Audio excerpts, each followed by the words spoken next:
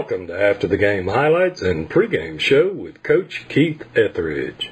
Brought to you once again by the Friends to re-elect Owen Drake for State Representative District 45. This week is homecoming, and we have two Leeds Greenway alumni to ask questions of Coach Etheredge. On the left, we have Phillip Byers, a 1977 graduate and former Greenway football player, and on the right, Kile, a 1971 graduate and former football player. Coach, you've rolled up an impressive 61-6 victory over Beulah at their home stadium last week.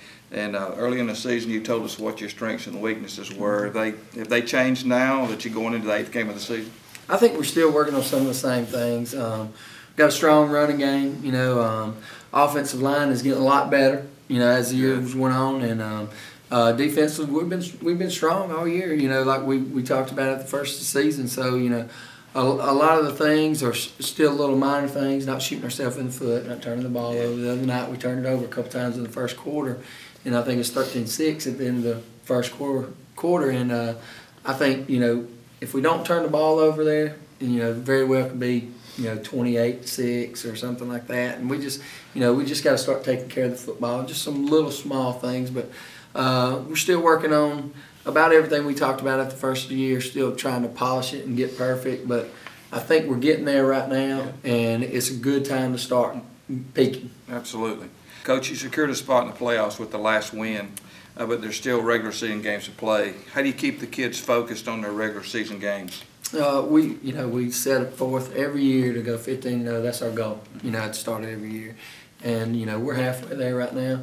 The kids have really responded this year, and, they're going to stay focused through the year. They're going to play hard, and, they take a lot of pride in putting on the green and white jersey, and, that's the way to keep them focused. We go out every single week and say, you represent a great city, a great group of people, a great high school, has a lot of tradition, and, the focus is there to be the best we can be. And, every year we strive, we talk about every year, you want to be remembered as one of those great Leeds teams, so they'll stay focused.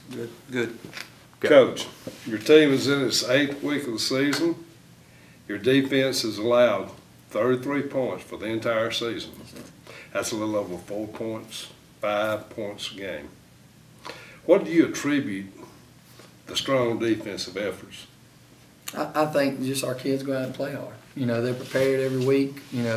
Our coaching staff does a great job. I got some of the best coaches around.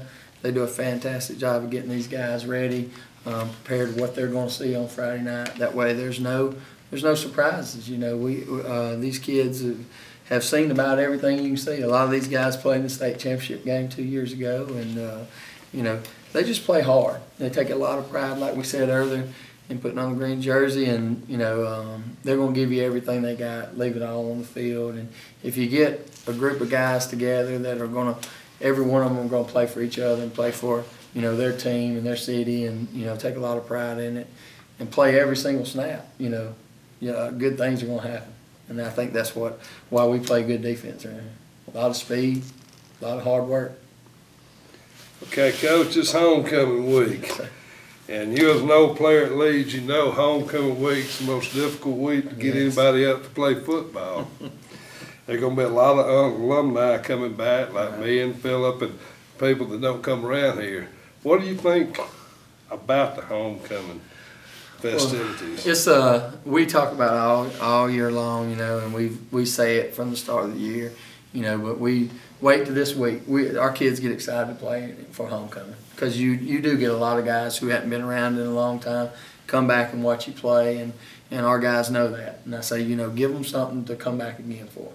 Give them something to come watch every Friday night. Make them talk about, I need to go back and watch these guys every Friday night, And we talk about all the festivities and stuff. That's for everybody else, All that stuff's for everybody else.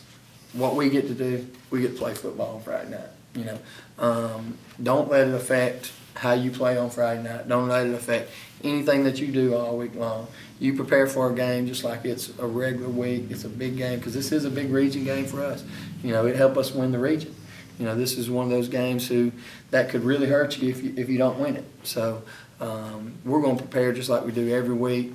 You know, the festivities and stuff are great, you know, for everybody else. And, you know, our kids get something out of it. But, you know, there's no other place you can go. You can go out and you can hit somebody as hard as you want and do things, you know, that you can't just do out on the street and not get in trouble for it. You know, so, you know, our guys look for that on Friday night. They don't look for the parades and stuff like that, even though that's nice, you know.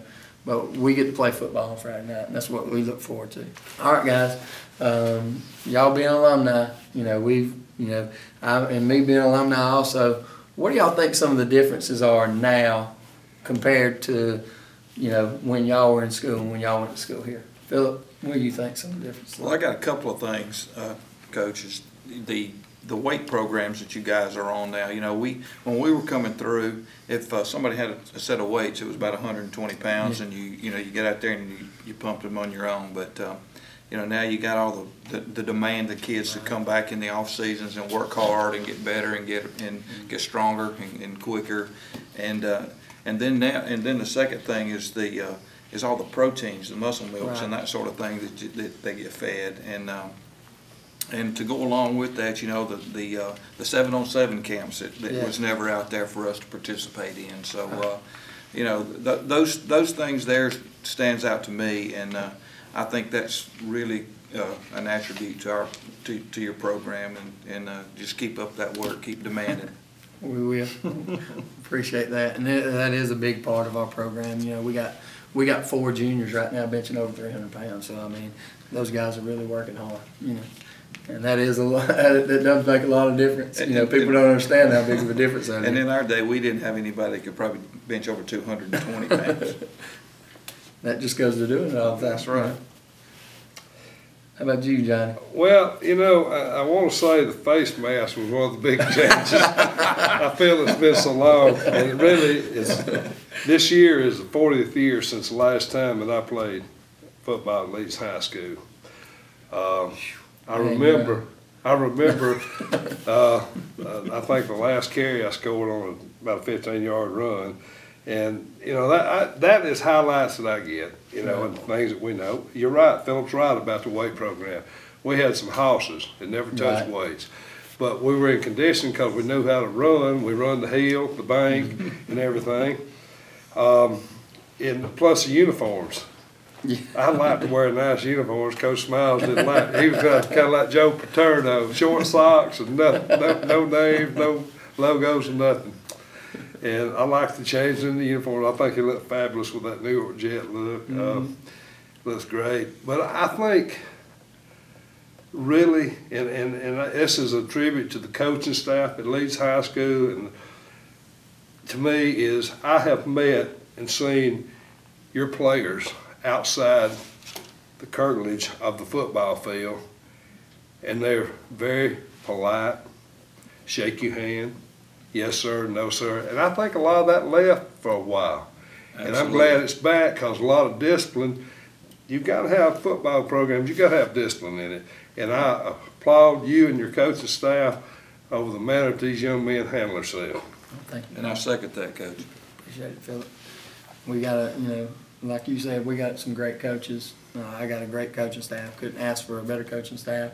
And the thing is, with, you know, when guys see guys like y'all two coming back and you know, lending a hand and helping out, it means a lot to them too. So every attribute helps. You know, helps these young men grow in a lot of different situations. And you know, you got guys like Coach Thomas who teach them interview skills. You know, Coach Burnett, who, you know, y'all know that he teaches a lot of life lessons. And then you got guys like Coach Reese and Coach Carlisle that teach the good Christian values and things like that. And all that goes hand in hand. You know, you got to give them, y'all know your coaches in high school gave you tough love, but then, you know, you knew you could count on them if you needed anything too. So that's a big part of it. We just want to ask that everybody comes out to the game Friday night. It's going to be a big game for us. It's a homecoming game. It's obviously a region game for us, and you know, it's real important that we fill the stands. You know, I know you can get it, you know, on radio and things like that, but we want you out there. It means a lot. We want to get the spirit line long this week. We want to make sure that these kids know that you're out there to support them. and it means a lot to these guys. Thank you. Roll Green Wave.